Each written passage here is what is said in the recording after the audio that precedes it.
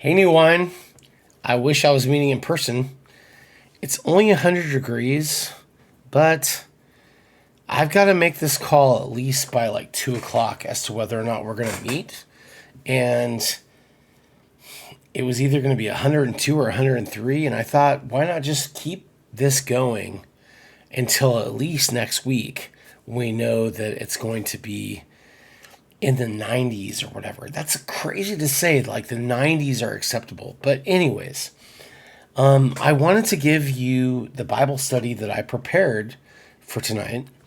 And to be honest, I feel like I should have given you the Bible study that I prepared for Sunday. And just because I prepare way in advance. So let's just talk about the way to apprenticeship. I want to talk to you guys about habits because following Jesus is about habits. Don't let anyone lie to you because there's a whole lot of people who are trying to say it's not about the 21st century idea about creating habits, it's about having a relationship with God. But what I would like to say is that having a relationship with God is about habits. And there is science and theology to back up what it takes to create a habit. So, what I want to talk about tonight is habit creation. So, in order to create a habit, you have three things that you have to go through and continue to go through in order to create that habit. The first is cue. The second is routine. The third is reward. And the fourth is a habit. But habits are only as good as you continue to keep the habit, if that makes sense. I mean, if you're going to pray, you got to continue to pray. If you're going to read the Bible, you got to continue to read the Bible. If you follow Jesus on day one of accepting him as your personal Lord and Savior, you have to continue following Jesus. And that, by definition, in our language, is a habit. So let's talk about what that actually means. So in habit creation, we talk about cues. So let's just say you want to create the habit of waking up and praying every day. So your cue is waking up. That's your start of the day. You have to wake up. So what's the next thing you do? Well, in habit formation, you would pray. All right.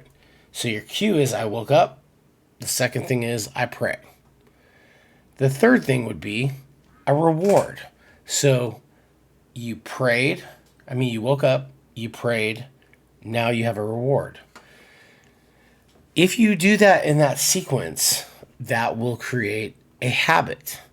Now, a lot of people would say, well, I just pray for the sake of praying. But you're a human being and your mind works in a certain way. So in order to make that a habit, what you have to do is that you have to have your cue, waking up, your habit that you want to create, praying, and then give yourself a reward for doing so. And then that makes it a habit. If you keep doing things in that way, it will create the habit. So if you want to be a person of prayer, you shouldn't, try to pray really hard for a certain amount of time.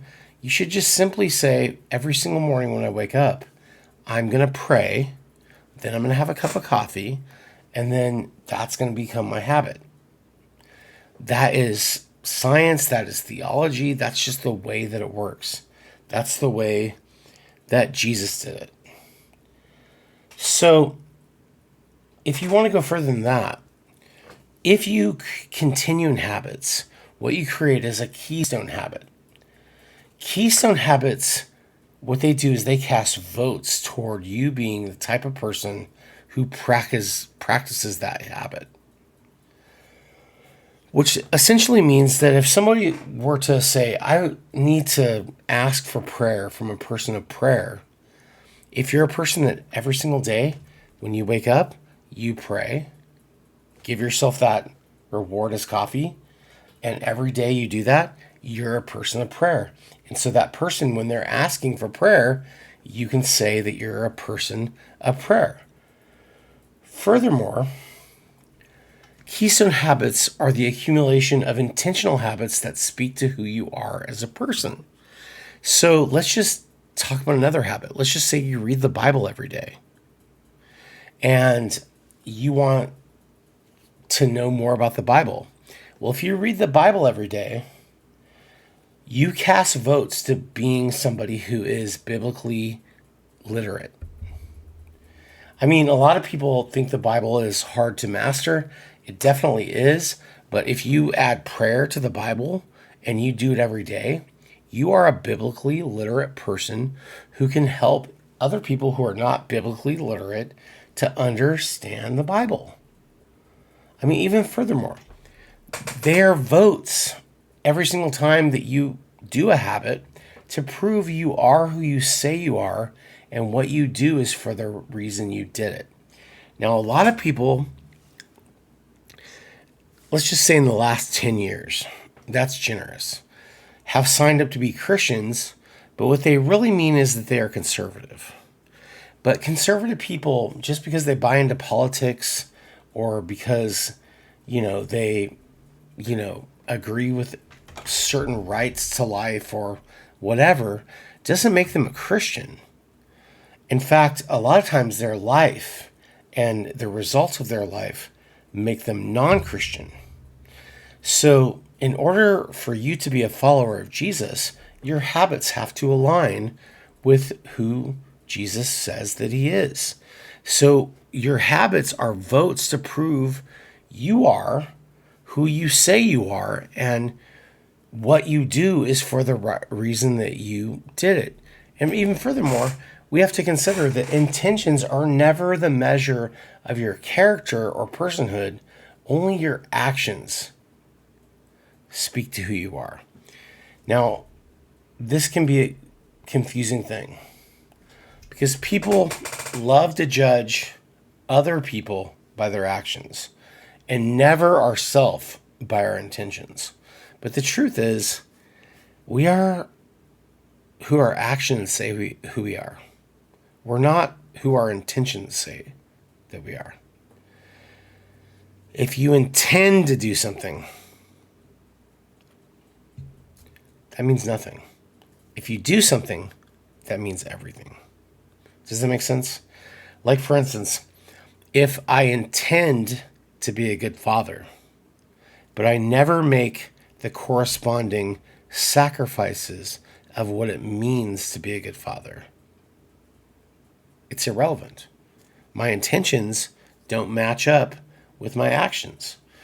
And so being a follower of Jesus is about habits because habits are actions that speak for our intentions.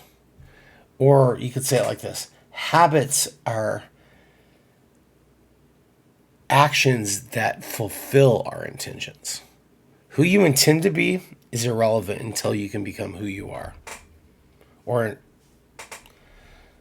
I'd say it like this: who you intend to be means nothing if you can't put actions behind who you were created to be. I hope this helps. I wish I was with you guys. Love you. Peace.